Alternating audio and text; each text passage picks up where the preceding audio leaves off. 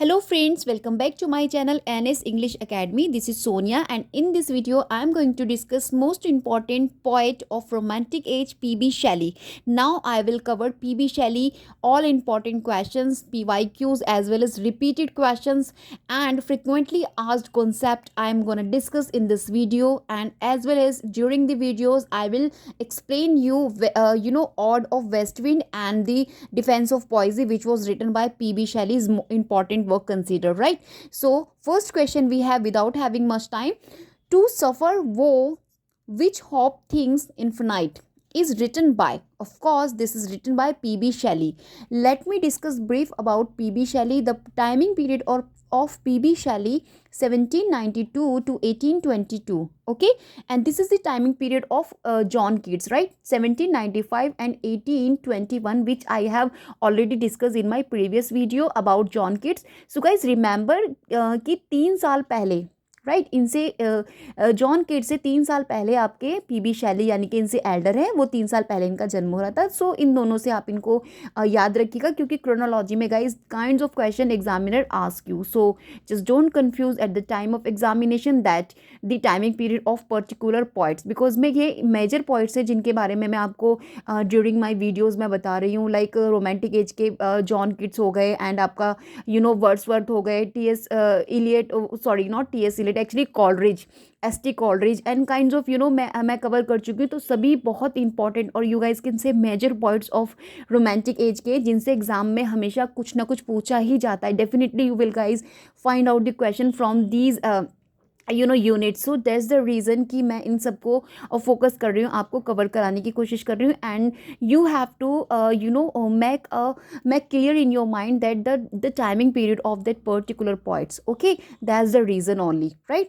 सो P B Shelley का timing period 1792 से लेके 1822 तक है. Let's discuss brief about the facts of his life, right. जो पीबी शैली थे 1810 में शैली entered in university college Oxford में इनका एंटर होता है, और उसके एक ही साल बाद, राइट, विद हिज फ्रेंड, इनका एक फ्रेंड था, एंड शैली को एंड उसके फ्रेंड को were expelled after a year for suspected authorship of a pamphlet, right.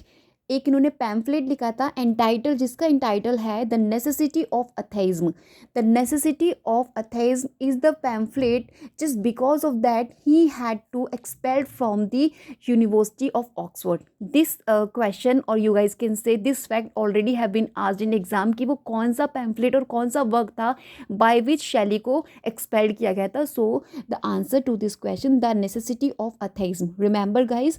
And the one thing more, Shelley's first publication was a Gothic novel. जो first publication थी Shelley की, वो एक गॉथिक नॉवल थी. The name of that Gothic novel, Zastrozzi which came in the year 1810, right. 1810 के मैंने 2 fact आपको related to PB Shelley से बता दिए, and most important and relevant for upcoming UGC NET exam point of view, okay. Next I am going to discuss brief about his life of marriage life, right. So he had lots of affair in his lifetime, and he and 2 or 3 marriages he also had in his life. So in 1814, if I talking about 1814, Shelley met his hero William Godwin. Who is William Godwin? William Godwin, the author of Political Justice, and fell in the love with his daughter. इनकी daughter थी Mary शैली, right. William Godwin की daughter थी Mary शैली, जिसके प्यार में ये शैली पड़ गए थे, एंड देन आफ्टर इन्होंने उससे शादी कर ली थी. But Godwin disapproval of their match. Godwin जो थे उनको इनका मैच बिल्कुल भी पसंद नहीं था. एनी हाउ बट दे इनकी जो मैरिज थी वो हैपन हो चुकी थी, आपका PB Shelley and Mary Shelley की. And last I am gonna discuss about, he also wrote preface to his wife Mary Shelley. आपको पता है मैरी शैली जिसने फ्रैंकेनस्टाइन एक गॉथिक नॉवल लिखा था, अभी मैंने पीछे डिस्कस भी किया था. Mary Shelley to whom we study in Gothic literature. मेरी लास्ट वीडियो में मैंने आपको बताया गॉथिक लिटरेचर के बारे में, in which I discuss about the Mary Shelley. So Mary शैली कोई और नहीं है, पीबी शैली की ही वाइफ है. शी रॉट फ्रैंकेनस्टाइन, जो कि एक गॉथिक नॉवल है, as well as the epistolary novel भी इसको बोलते हैं. और इस नॉवल का जो प्रीफेस है वो आपका पीबी शैली यानी कि इनके हस्बैंड ने ही लिखा था, right. Remember the note and make a note of this fact, also important for exam point of view. Next I'm going to discuss about the PB Shelley important fact that P B Shelley की जो pastoral एलिगी लिखी थी इन्होंने Adonis, right, ADONAIS, Adonis. अभी आगे questions में आपको मिल जाएगा। एडोनिस जो इनकी पेस्टोरल एलिगी थी वो इन्होंने on the death of Keats, जिनकी मैं अभी बात कर रही थी कि जॉन किड, जिनका timing period 1795, another point of major point of romantic age, इनकी डेथ पर, जो कि इनके बहुत अच्छे फ्रेंड थे, इन्हीं की डेथ पर इन्होंने एडोनिस लिखी थी अपनी पेस्टोरल एलिगी, जो आई थी 1821 में, right, published in 1821। This question also have been asked in exam and many time repeated guys, so believe me, जो क्वेश्चन रिपीट हो रहे हैं एंड आने के चांसेस हैं और जहाँ से आपसे एग्जाम में पूछा जा सकता है, I am just gonna cover only that units in my videos, right? So please make a note of it, the information, I'm just discussing with you all because we don't have more time for exam. So definitely kinds of little bit information gives you solid or major benefits. Okay, let's move on next question of today's video. So guys, here we have to match the following. This is a very important question guys. Poet और birds, कौन, ये इसमें some poets आपको दे रखे हैं, 4 poets we have, and कौन सा poet ने किस bird के बारे में बताया है या बात की है या वर्क लिखा है, you will have to identify or recognize. Okay, first we have John Keats, P.B. Shelley, G.H. Hopkins and Ted Hughes, right? John Keats associated Nightingale, John Keats ने एक ऑड भी लिखा है, ode to nightingale. So John Keats जो है वो कौन से बर्ड से एसोसिएट करते हैं, नाइटिंगल से, right. Next we have PB Shelley who associated with skylark. Next we have G.H. Hopkins associated with falcon. Next we have Ted Hughes associated with hawk, right? So remember the bird's name and the poet respected जिन्होंने इनके बारे में बात की है इनके works में. Okay, let's move on next question of today's video. Next question we have P.B. Shelley's Julian and Madalo. P.B. Shelley ने जो Julian and Madalo is a conversation between Julian and Count Madalo. तो इनकी conversation दिया है कि who do these two characters represent, वो क्या represent कर रहे हैं. So the answer to this question, option number V, Julian represent Shelley and Count Madalo represent Byron, right? This is also important fact. I'm just gonna discuss with you guys. Julian represent Shelley and Count Madalo Byron. See guys, examiner बहुत ज़्यादा you guys can said that clever है. वो क्या करते हैं exam में same concept आपको नहीं देते, बट उसी कॉन्सेप्ट को थोड़ा सा चेंज करके मॉडिफाई करके they just make another question. But remember कि जो इन्फॉर्मेशन होती है, जो आंसर होता है, आंसर हमेशा सेम रहता है, right.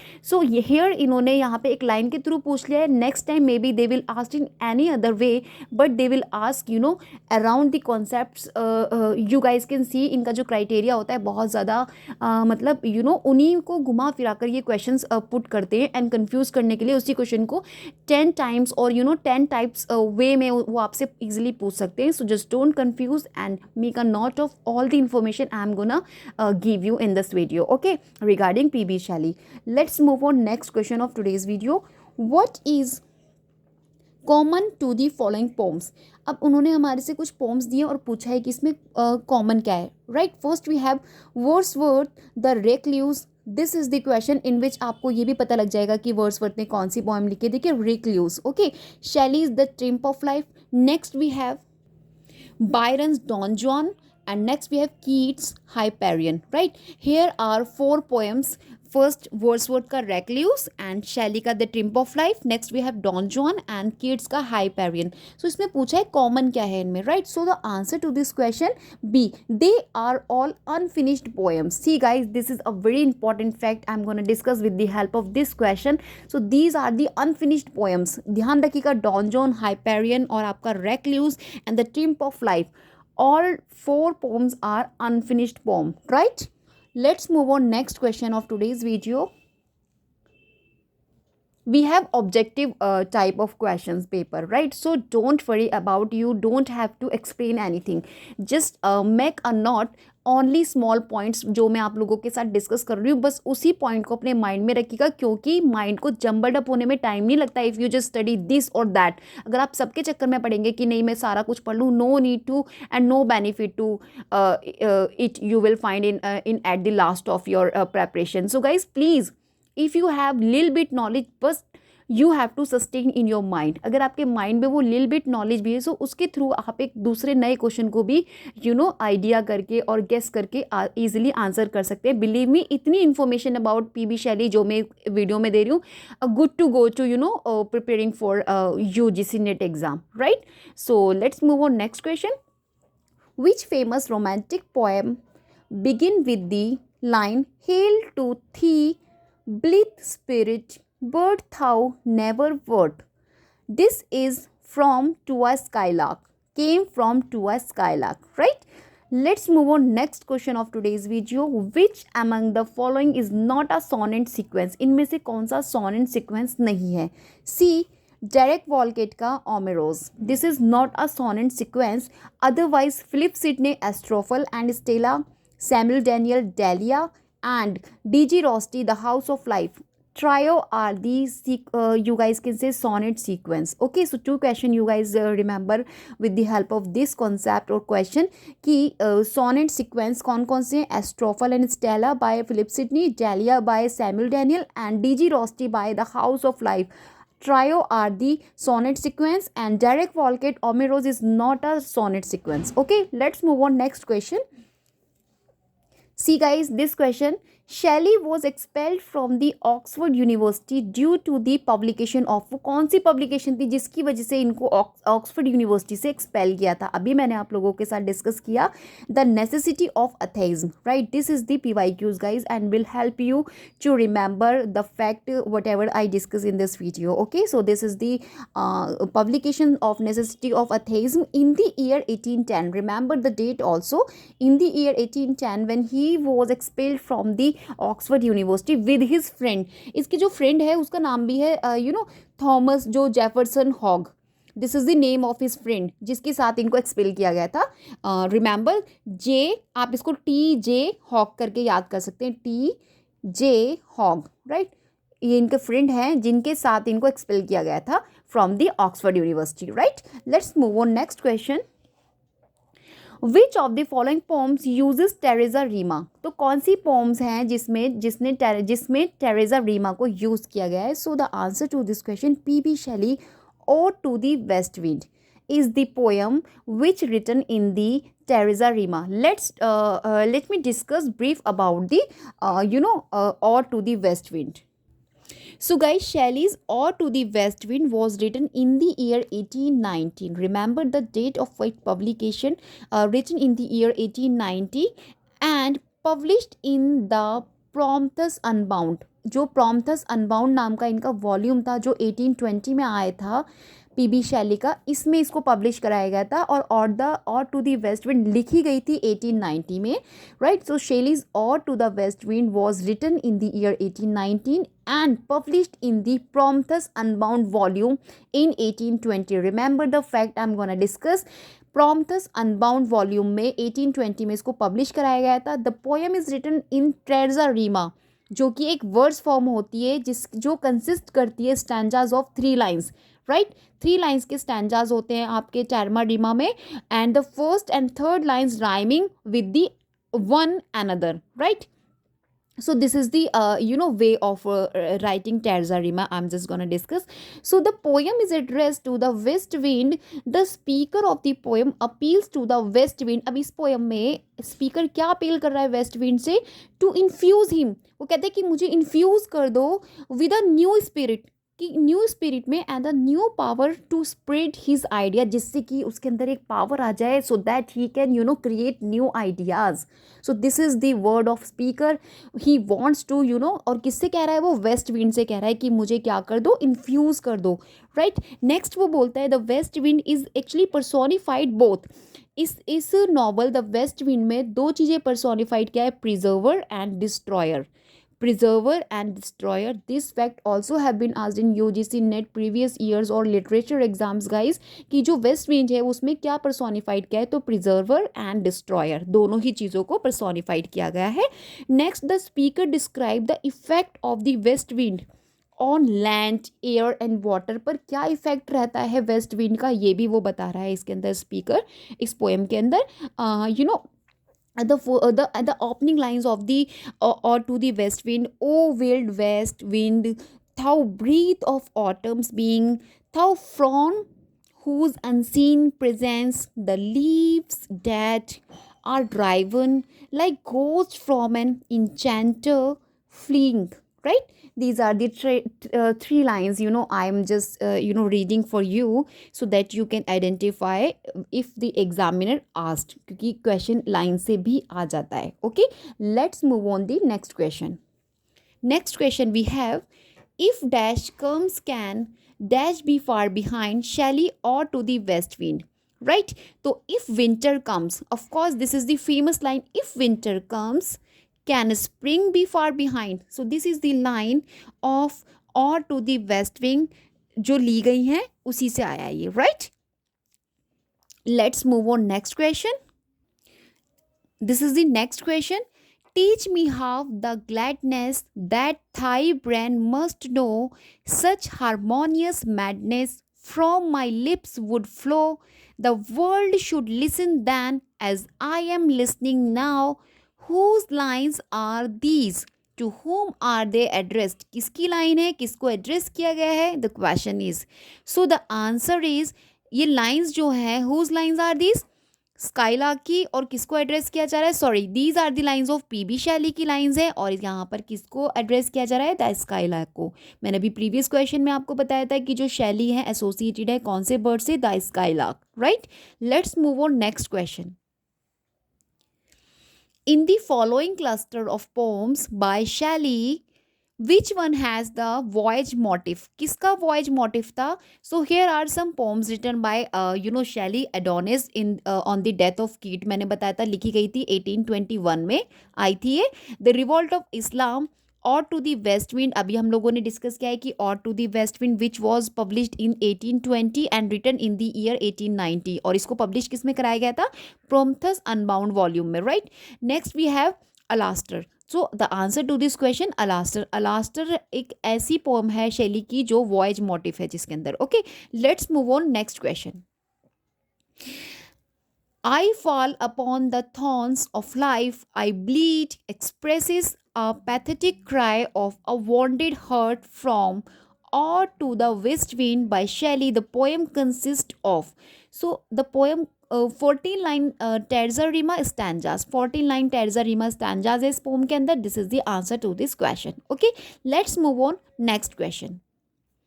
Which poem by Shelley bears the alternative title the spirit of solitude? Alternative title किसका है? ऑफकोर्स अलास्टर का अल्टरनेटिव टाइटल क्या है? The spirit of solitude. Okay, let's move on next question. Match the character with the author. See, Madeline, Prometheus, Urizen. देखो Prometheus मैंने अभी आपको बताया associated with Shelley, Madeline associated with Keats, and Urizen associated with Blake, and next we have Childe Harold associated with Byron, right? Remember the fact I'm discussed most important or kinds of a question repeated many time in exam, so please make a note of it, right? Let's move on next question. Who among the following Greek philosophers has a bearing on the composition of Shelley's Adonis? So the answer to this question, Plato. Okay, let's move on next question. Arrange the following elegies in English in chronology order. Now we have to chronology order set करना है. The answer देखिए, सबसे पहले आपका elegy written in country churchyard आया है, उसके बाद एडोनिस जो कि मैंने अभी आपको डिस्कस किया था 1826 में, in memoriam, and then we have Thyrsis. Okay, so these are the chronology में सेट किया हुआ है. प्लीज़ इनका ईयर देख लीजिएगा एक बार. पब्लिकेशन मैंने आपको एडोनिस का बता दिया, एंड और आप लोग देख लीजिएगा. Okay, let's move on next question. Who wrote the Wandering Jew, a poem in 4 cantos, and the short lyric, The Wandering Jew's Soliloquy? Right, this is written by P.B. Shelley. Okay, let's move next question. हमें यहाँ पे match करना है first list को जिसमें author के name है like John Keats, William Wordsworth, PB Shelley and William Blake, right. And यहाँ पे कुछ वर्क है. अलास्टर जो कि पीबी शैली का वर्क है. Songs of Experience written by Blackie. I have already discussed about this work in my previous video in which I cover Blackie. Next we have comic. This is associated with John Keats. And next we have the Excursion. Excursion written by William Wordsworth. Okay, these are the work written by respective authors. Let's move on. Next question of today's video, and this is the last question. The pamphlet on the Irish condition and address to the Irish people was composed by, of course, composed by P.B. Shelley.